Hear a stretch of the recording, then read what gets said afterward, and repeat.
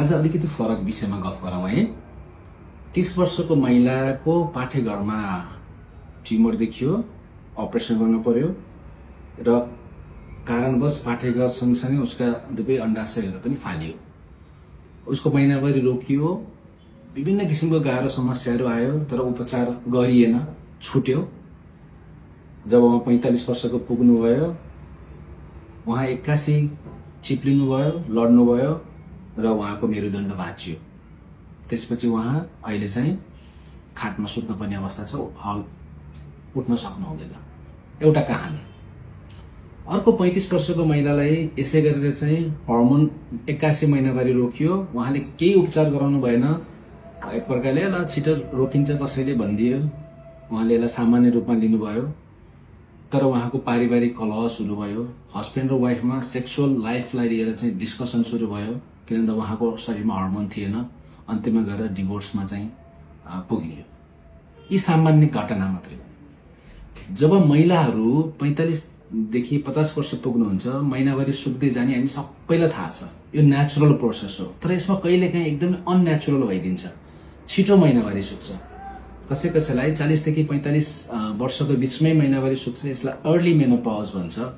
र कसैलाई त 40 वर्षभन्दा तल नै महिनाभरि सुक्छ, यसलाई हामी प्री मेनोपज, एकदमै प्रिमेच्योर ओभरियन फेलियर पनि भनिन्छ है त। कसैको सर्जिकल्ली अपरेसन गरेर पाठेघर र अण्डाशयहरू फालिएको हुन्छ, त्यस्तो अवस्थामा पनि त्यसलाई नै मेनोपजको रूपमा लिन पर्यो। त यसलाई हामीले एकदमै सामान्य रूपमा लिएको मैले भेटेको छु। धेरै जसो बिरामीहरू औषधि खानु हुँदैन, हर्मोनको उपचार गर्नु पनि हुन्छ है त्यस्ता बिरामीहरूलाई। यो भिडियो अलिकति बुझ्न गाह्रो हुन्छ होला, यो के बोलेको छ डाक्टरले, कि यो बारेमा त हामीले सुनेकै थिएनौँ भन्ने कुरा हुन्छ। मैले यो बारेमा अवेरनेस साह्रै नै कम देखेर यो भिडियो बनाएको हो। हामी महिलाहरू, नेपाली महिलाहरू यो बारेमा अलिक सचेत हुन पर्यो है त। एस्ट्रोजेन भन्ने हर्मोन भगवानले हामीलाई 51 वर्षसम्म दिनुभएको हुन्छ। प्राय जसो संसारमा चाहिँ महिनाभरि रोकिने भनेको 51 वर्षमा हो। तर 45 वर्षभन्दा पछाडि चाहिँ त्यसलाई पनि सामान्य रूपमा लिन मिल्छ। तर यदि हजुरको महिनाभरि छिटो रोकियो भने सुरुमा त हजुरलाई कस्तो हुन्छ भन्दाखेरि शरीरलाई चाहिँ अलिकति चाहिँ एकदमै गर्मी फिल हुन्छ, हट फ्लसेस भन्छ। शरीर एक्कासी तात्ने, पसिना चिट आउने, अनि त्यसपछि आएर टाउको दुख्ने, अनि एकैछिनमा फेरि छोड्ने, यस्ता हट फ्लसेसहरू आउन सक्छन्। दोस्रो, प्राइभेट पार्ट्सहरू चिलाउने, ड्राई हुने, अथवा चाहिँ त्यसमा फोहोर पानीहरू बग्ने हुन सक्छ। त्यो सामान्य सुरुवाती अवस्थाहरू हुन्। तर पछि यसको उपचार गरिएन भने पछि गएर हजुरले हड्डी, हजुरको चाहिँ बोन चाहिँ बिस्तारै कमजोर हुँदै जान्छ। त्यसलाई हामी अस्टियोपोरोसिस भन्छौँ। यो बारेमा बुझ्नु एकदमै जरुरी छ। यदि हजुरको त्यो समयमै हर्मोन दिएन भने पछि गएर अस्टियोपोरोसिस भयो भने त्यसको उपचार लगभग एकदमै गाह्रो हुन्छ र हड्डी एकदमै छिटो भाँचिन सक्छ, मकाउँछ र सामान्य चोटपटकमा पनि हड्डी भाँचिन सक्छ।